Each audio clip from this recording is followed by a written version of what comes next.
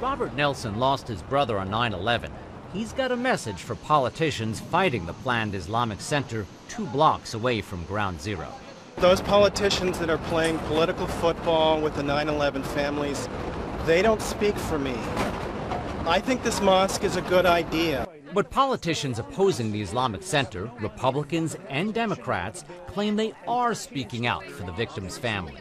Those innocent victims, those families of those who were killed in the 9/11 tragedy. I'm very sensitive to the feelings of the victims' families and friends, and they seem to be opposed to the location of this mosque. The majority of Americans are opposed, with recent polls indicating about 2/3 of voters don't want the center built near Ground Zero.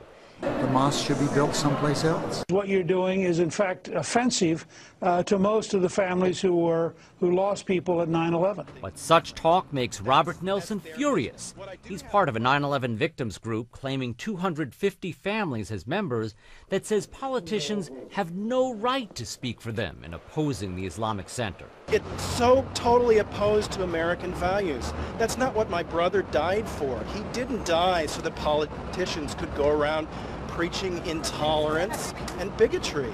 The fact is, the First Amendment protects the right to build an Islamic center and mosque right here. It's the first 16 words of our Bill of Rights. Congress shall make no law respecting an establishment of religion or prohibiting the free exercise thereof.